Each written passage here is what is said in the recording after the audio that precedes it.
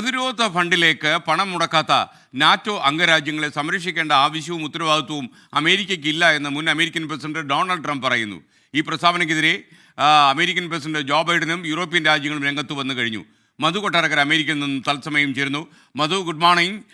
യഥാർത്ഥത്തിൽ ഏത് സാഹചര്യത്തിലാണ് ഡൊണാൾഡ് ട്രംപ് ഇത്തരമൊരു പ്രസ്താവന നടത്തിയത്? Good morning S K. Donald Trump ഏറെ നാളായിട്ട് ഈ നേറ്റോ രാജ്യങ്ങൾക്കും ഈ നേറ്റോ സഖ്യത്തിനുമൊക്കെ എതിരാണ്. ഇന്നലെ കോസ്റ്റൽ കരോളിന യൂണിവേഴ്സിറ്റിയിലെ തെരഞ്ഞെടുപ്പ് റാലിയിലാണ് ഡൊണാൾഡ് ട്രംപിന്റെ ഈ വിവാദ പ്രസ്താവന വരുന്നത്.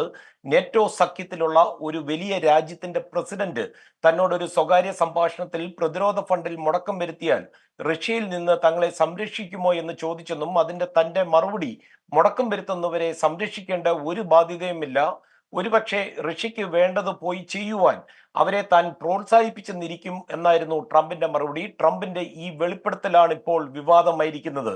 യുക്രൈന് കൂടുതൽ ഫണ്ട് വേണമെന്ന അമേരിക്കൻ പ്രസിഡന്റ് ജോ ബൈഡന്റെ ആവശ്യത്തെ പിന്തുണയ്ക്കണോ എന്നുള്ള ഒരു വിഷയത്തിൽ റിപ്പബ്ലിക്കൻ പാർട്ടിക്കുള്ളിൽ തന്നെ ഇപ്പോൾ ചർച്ചകൾ നടക്കുമ്പോഴാണ് ഈ പ്രസ്താവന വരുന്നത്.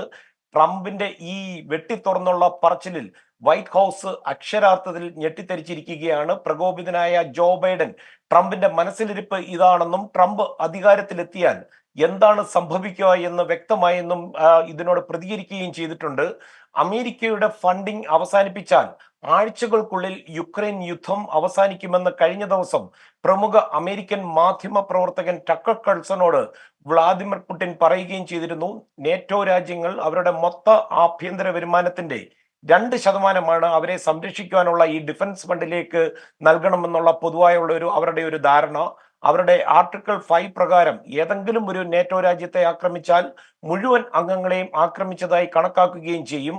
എന്നാൽ മറ്റ് രാജ്യങ്ങൾ കുടിശ്ശിക വരുത്തുകയും ഈ ബാധ്യത മുഴുവൻ അമേരിക്കയുടെ തലയിലാകുകയും ചെയ്യുന്നതാണ് ട്രംപിന്റെ ഈ നിലപാടിന് കാരണം. എസ് കെ, അതുപോലെ മധു, ഈ അമേരിക്കയിൽ മുഴുവൻ ഇപ്പോൾ സൂപ്പർ ബോളിന്റെ ലഹരിയിലാണെന്ന് പറഞ്ഞു. എന്താണ് ഈ സൂപ്പർ ബോൾ? എസ് കെ, നമുക്ക് ഈ ഫുട്ബോൾ എന്നൊക്കെ പറയുന്ന പോലെ അമേരിക്കയുടെ ഈ കായിക മാമാങ്കത്തിന്റെ ഫൈനലാണ് എല്ലാ വർഷവും ഫെബ്രുവരി 2-ാം ഞായറാഴ്ചയാണ് ഈ ഫൈനൽ നടക്കുന്നത്. ഏറ്റവും കൂടുതൽ ടെലിവിഷൻ ബിസിനസ് നടക്കുന്നത് ഈ സമയത്താണ്. ഇപ്പോൾ ഈ സമയം ഏകദേശം 120 മില്യൺ അമേരിക്കക്കാരാണ് ടെലിവിഷന്റെ മുമ്പിൽ ഇരിക്കുന്നത്.